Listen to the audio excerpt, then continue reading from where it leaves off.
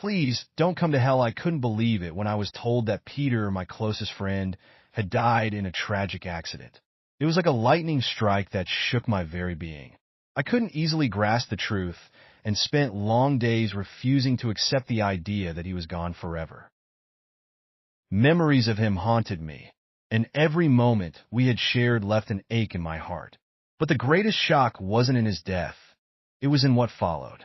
One dark night, as I struggled to sleep amidst a sea of grief, I had a strange vision. I found myself in a dark place, reeking of a foul stench. Cries for mercy echoed everywhere, and the place was filled with tortured, despairing souls. Their faces bore expressions of pain and regret. In the midst of this terrifying scene, I saw Peter crying out to me with fear and despair in his eyes. In a trembling voice, he said, "Please, don't come here." I was horrified by his words and asked in shock, "What brought you to this place?" Tears streamed down his face as he replied, "I'm in hell. I was a reckless young man, living for my desires and pleasures, thinking that was life. I believed happiness was in wealth and indulgence, but this life robbed me of eternal life. Now, I am here, suffering in endless torment." I tried to calm him and said, "I must find a way to get you out of this place." But as I attempted to speak with him, another person appeared before me. His face was a mix of remorse and despair. In a weary voice, he said, "Don't try.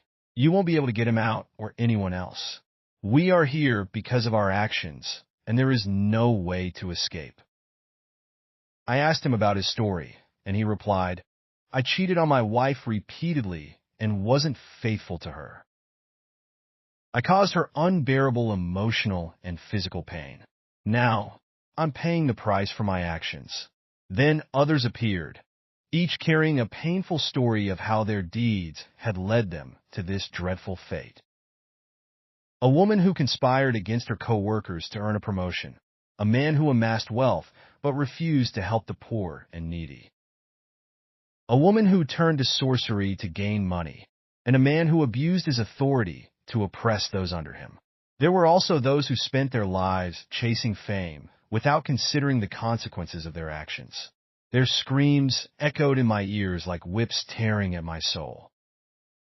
I heard their voices pleading for mercy, but there was no response to their cries. I realized that hell is not just a place. It is the inevitable result of a life lived without consideration of the consequences.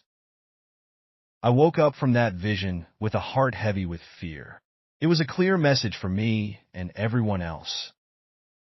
This life is a test, and the result is merely a reflection of what we sow in it. Please don't come to hell.